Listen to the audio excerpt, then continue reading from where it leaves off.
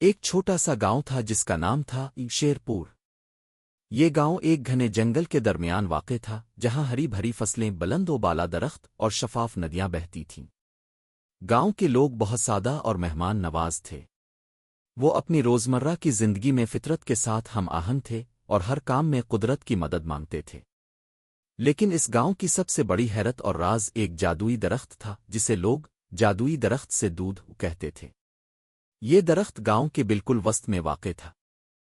اس کی شاخیں آسمان کو چھوتی تھیں اور اس کے پتے ہرے بھرے اور چمکدار تھے۔ لیکن اس درخت کی سب سے بڑی خاصیت یہ تھی کہ ہر صبح جب سورج کی پہلی کرن اس درخت پر پڑتی تو اس کی جڑوں سے دودھ جیسا سفید اور میٹھا رس نکلتا تھا۔ یہ رس نہ صرف ذائقے میں لذیذ تھا بلکہ اس میں شفا بخش خصوصیات بھی تھیں۔ گاؤں کے لوگ اس رس کو جادوئی دودھ کہتے تھے اور اسے پینے سے وہ تندرست اور توانا رہتے تھے۔ جادوئی درخت کی کہانی بہت پرانی تھی۔ بزرگوں کے مطابق یہ درخت کئی سو سال پہلے ایک بزرگ فقیر نے لگایا تھا۔ فقیر نے گاؤں والوں کو بتایا تھا کہ یہ درخت ان کی حفاظت کرے گا اور انہیں کبھی بھی بھوک اور بیماری سے نہیں مرنے دے گا۔ فقیر نے یہ بھی کہا تھا کہ درخت کی حفاظت کرنا گاؤں والوں کی ذمہ داری ہے اور اگر کبھی اس درخت کو نقصان پہنچا تو گاؤں پر مصیبتوں کا سایہ ہو جائے گا۔ گاؤں والے فقیر کی باتوں پر یقین رکھتے تھے اور ہر روز صبح سویرے درخت کے پاس جمع ہوتے تھے۔ وہ درخت کے سامنے دعا مانگتے، پھر اس کے رس کو پی کر اپنے دن کا آغاز کرتے۔ یہ رس نہ صرف ان کی جسمانی صحت کے لیے فائدہ مند تھا بلکہ اس سے ان کے دل و دماغ کو بھی سکون ملتا تھا۔ ایک دن گاؤں میں ایک نیا شخص آیا۔ اس کا نام راجو تھا اور وہ ایک دور دراز کے شہر سے آیا تھا۔ راجو بہت ہوشیار اور مکار تھا۔ وہ جادوئی درخت کے بارے میں سن کر اس کے راز کو جاننے کے لیے بے تاب ہو گیا۔ اس نے گاؤں والوں سے درخت کے بارے میں پوچھا لیکن کسی نے اسے درخت کا راز نہیں بتایا۔ گاؤں والوں کا عقیدہ تھا کہ درخت کا راز صرف انہی لوگوں کو معلوم ہونا چاہیے جو اس گاؤں کے اصل باشندے ہیں۔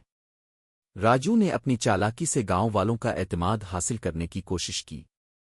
وہ ہر روز درخت کے پاس جاتا، دعا مانگتا اور رس پیتا، لیکن اس کا مقصد درخت کا راز جاننا تھا۔ ایک رات جب پورا گاؤں سو رہا تھا، راجو درخت کے پاس گیا۔ اس نے درخت کی جڑوں کو کھودنا شروع کر دیا تاکہ وہ یہ جان سکے کہ آخر یہ دودھ کہاں سے آتا ہے۔ لیکن جیسے ہی اس نے درخت کی جڑوں کو کھودا، درخت سے ایک عجیب سی آواز نکلی۔ یہ آواز کسی رونے کی طرح تھی۔ راجو نے اس آواز کو نظر انداز کرتے ہوئے اپنا کام جاری رکھا، لیکن اچانک درخت کی شاخوں سے ایک روشنی نکلی اور راجو کو ایک جھٹکا لگا۔ وہ بے ہوش ہو کر زمین پر گر پڑا۔ صبح ہوئی تو گاؤں والے درخت کے پاس جمع ہوئے۔ انہوں نے راجو کو بے ہوش پڑا دیکھا اور درخت کی جڑوں کو کھودا ہوا پایا۔ گاؤں کے بزرگوں نے فوراً سمجھ لیا کہ راجو نے درخت کے راز کو جاننے کی کوشش کی ہے۔ انہوں نے راجو کو ہوش میں لانے کی کوشش کی لیکن وہ بے ہوش ہی رہا۔ گاؤں کے بزرگوں نے فیصلہ کیا کہ وہ درخت کی حفاظت کے لیے ایک خاص تقریب کریں گے۔ انہوں نے گاؤں والوں کو جمع کیا اور درخت کے سامنے دعا مانگی۔ انہوں نے درخت سے معافی مانگی اور وعدہ کیا کہ وہ ہمیشہ اس کی حفاظت کریں گے۔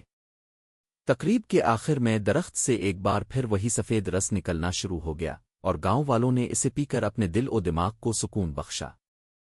راجو کو کچھ دنوں بعد ہوش آیا لیکن وہ بالکل بدل چکا تھا۔ اس کی آنکھوں میں وہ چالاکی اور لالچ نہیں تھا جو پہلے تھا۔ وہ گاؤں والوں کے سامنے گڑ گڑا کر معافی مانگنے لگا۔ اس نے کہا کہ اسے اپنی غلطی کا احساس ہو گیا ہے اور وہ اب کبھی درخت کے راز کو جاننے کی کوشش نہیں کرے گا۔ گاؤں والوں نے راجو کو معاف کر دیا لیکن اسے یہ واضح کر دیا کہ اگر وہ دوبارہ درخت کے ساتھ کوئی غلط حرکت کرے گا تو اسے گاؤں سے نکال دیا جائے گا۔ راجو نے وعدہ کیا کہ وہ گاؤں کے اصولوں کا احترام کرے گا اور درخت کی حفاظت میں گاؤں والوں کا ساتھ دے گا۔ اس واقعے کے بعد گاؤں والوں نے درخت کے ارد گرد ایک مضبوط باڑ لگا دی تاکہ کوئی بھی اس کے قریب نہ جا سکے۔ انہوں نے درخت کی حفاظت کے لیے ایک کمیٹی بنا لی جس کا کام تھا کہ وہ ہر روز درخت کا معائنہ کریں اور اس کی دیکھ بھال کریں۔ جادوئی درخت سے دودھ کا رس اب بھی ہر روز نکلتا تھا لیکن گاؤں والوں نے اسے صرف ایک خاص تقریب کے بعد ہی پینا شروع کیا۔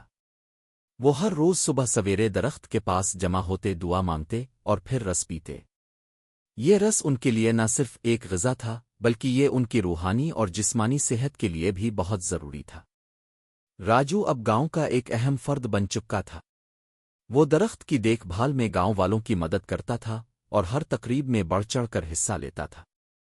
اس نے گاؤں والوں سے سیکھا کہ فطرت کے ساتھ ہم آہنگی میں رہنا کتنا ضروری ہے اور لالچ اور خود غرضی سے کیسے بچنا ہے۔ ایک دن گاؤں کے بزرگوں نے فیصلہ کیا کہ وہ جادوئی درخت کی کہانی کو ایک کتاب کی شکل میں لکھیں گے تاکہ آنے والی نسلیں اس کے راز کو جان سکیں اور اس کی حفاظت کر سکیں۔ انہوں نے گاؤں کے ایک نوجوان لڑکے جو کہ بہت ہوشیار اور لکھنے پڑھنے میں ماہر تھا کو اس کام پر لگایا۔ نوجوان لڑکے نے کئی مہینوں تک گاؤں کے بزرگوں سے بات چیت کی، درخت کی تاریخ کو جمع کیا اور اس کی کہانی کو تفصیل سے لکھا۔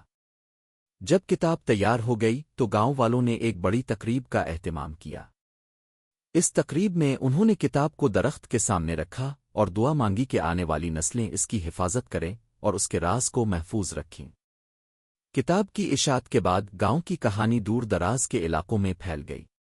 لوگ جادوئی درخت کے بارے میں سن کر شیر پور گاؤں آنے لگے۔ وہ درخت کے سامنے دعا مانگتی، اس کے رس کو پیتے اور گاؤں والوں سے اس کی کہانی سنتے۔ گاؤں والوں نے ان مہمانوں کا گرمجوشی سے استقبال کیا، لیکن انہوں نے یہ بھی یقینی بنایا کہ درخت کا راز محفوظ رہے۔ شیر پور گاؤں اب صرف ایک چھوٹا سا گاؤں نہیں رہا تھا، بلکہ یہ ایک ایسی جگہ بن چکا تھا جہاں لوگ فطرت کے ساتھ ہم آہنگی میں رہنے کا سبق سیکھتے تھے۔ جادوئی درخت سے دودھ کا رس اب بھی ہر روز نکلتا تھا اور گاؤں والے اسے پی کر اپنی زندگی کو خوشحال اور صحت مند بناتے تھے۔ کہانی کا سبق یہ تھا کہ فطرت کے ساتھ ہم آہنگی میں رہنا، اس کی حفاظت کرنا اور لالچ سے بچنا ہی حقیقی خوشحالی کی کنجی ہے۔ شیر پور گاؤں کی کہانی آنے والی نسلوں کے لیے ایک روشن مثال تھی، جو انہیں سکھاتی تھی کہ فطرت کے ساتھ محبت اور احترام ہی انسان کو حقیقی سکون اور خوشی دے سکتا ہے۔ دوستو، اگر آپ کو یہ کہانی پسند آئی ہو تو ویڈیو کو لائک کریں، اپنے دوستوں کے ساتھ شیئر کریں اور ہمارے چینل کارٹون جالی کو سبسکرائب کریں۔